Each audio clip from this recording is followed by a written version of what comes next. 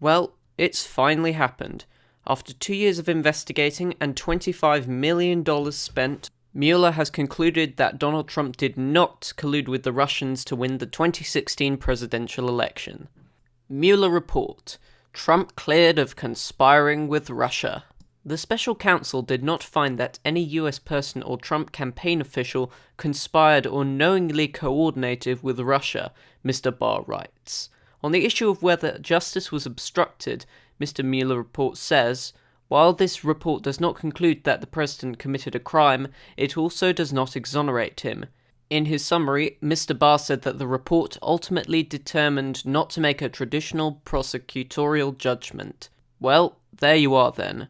Just as Van Jones said back in 2017, this whole Russia thing is a big nothing burger. The Russia thing is just a big nothing burger. After 2 years of this clearly partisan investigation, with millions of dollars spent on what probably has to be the most thorough investigation in US history, nothing whatsoever. And this only gets more hilarious when you realise the amount of backtracking that the mainstream media is going to have to do after tarnishing Trump's name for so long. Trump, Russia, possible collusion. Trump, Russian, potentially collusion. Trump, Russia, possible collusion. Trump, Russian, possible collusion. Trump, Russian, collusion. Trump, Russian collusion. Trump, Russia, possible collusion. Russian hacked our election. Here comes a big change. An excellent video by Placeboing, but it really does demonstrate the gravity of the situation here. The mainstream media is going to have a lot of explaining to do. They're going to have to admit that they've messed up big time with this one. They're going to have to apologise. But of course, after pushing a conspiracy theory for 2 years, it's a bit difficult to suddenly backtrack on it. No collusion, plenty of corruption. Trump is not in the clear. Assume that the Trump administration, which lies so easily and so often on matters big and small, can tell the truth about the Mueller investigation. Forget the cover-up about separating families at the border and jailing children. Pretend it has fully embraced the death toll of more than 3,000 Americans in Puerto Rico after Hurricane Maria. Imagine Trump's inauguration crowds really were exceptionally large. Okay, Guardian, this is just a character attack. You're not refuting Trump's points here, you're just going after his policies and saying, oh, he's done all these horrible things in the past, so why should we believe him? But do go on. As Barr points out, the Mueller report is divided into two. One part is about the Russian interference in the 2016 election, which Trump has repeatedly dismissed as a Democratic excuse for why Hillary Clinton lost. I personally don't see any reason why he shouldn't say that. The so-called evidence for Russian interference ranges from Facebook adverts to media preferences.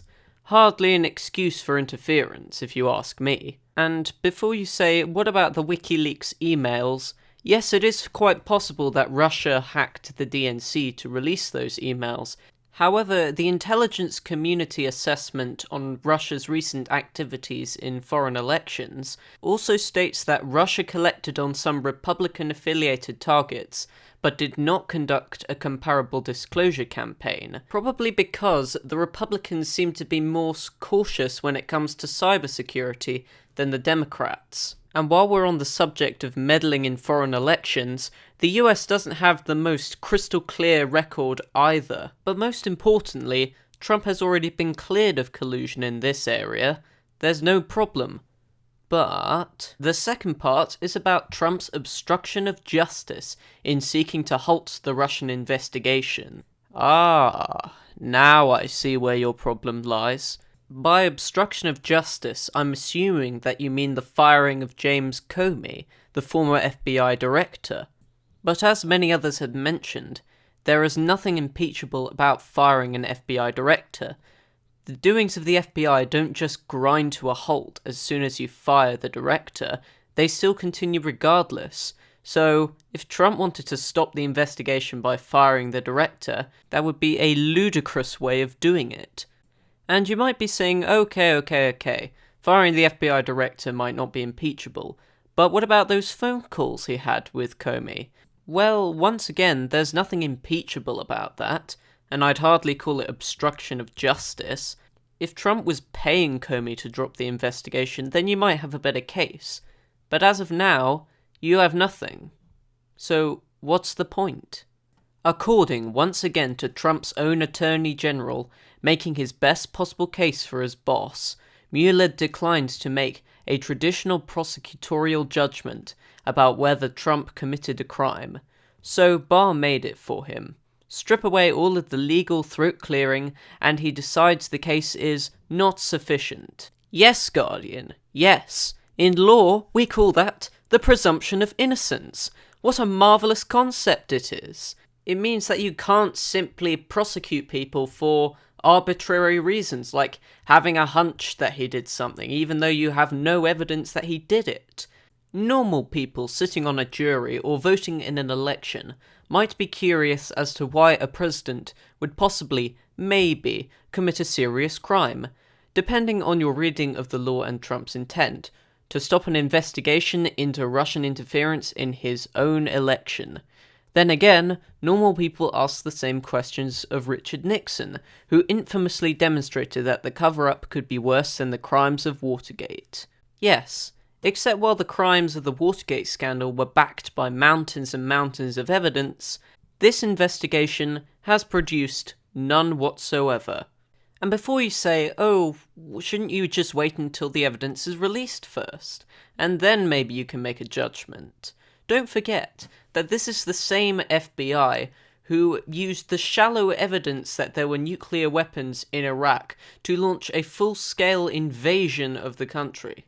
If even they admit that there is not enough evidence to prosecute the president, then maybe the Democrats should actually take heed of this advice, rather than just ignoring it and continuing with their partisan politics. In particular, US and state attorneys in New York are peeling away the layers of the stinking onion that is the Trump family business. Those layers include hush money to a porn star, fraudulent statements to lenders and insurers about real estate, a sham family foundation, and corruption involving foreign donations to an inaugural committee. That's all very well, but what has this got to do with Russia? Absolutely nothing, because you cannot prove anything.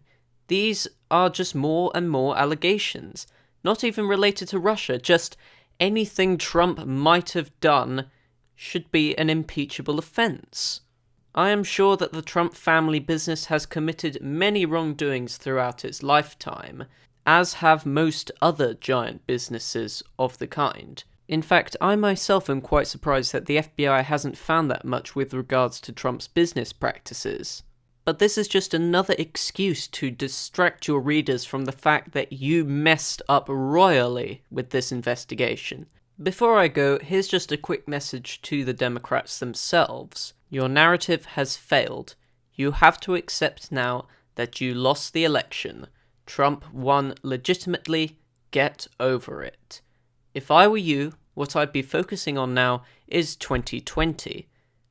Find out what you did wrong in 2016, and campaign harder, and most importantly, don't cheat by rigging the primaries, like you did last time. Believe it or not, I am not a staunch Republican supporter. I supported Barack Obama, and I am a great admirer of many Democrat presidents, such as John F. Kennedy. What I believe is that the Democrats need to shift away from identity politics and towards a more moderate position. Find some pressing public issues to talk about, or find what's wrong with Trump's policies and elaborate on why they are wrong, rather than just calling everyone a racist the whole time. Regardless of this though, I will be supporting Trump in 2020. I like what he's doing, I like his policies, and I like that he just doesn't care what the media or anyone else has to say about him. Go ahead, Trump, make America great again.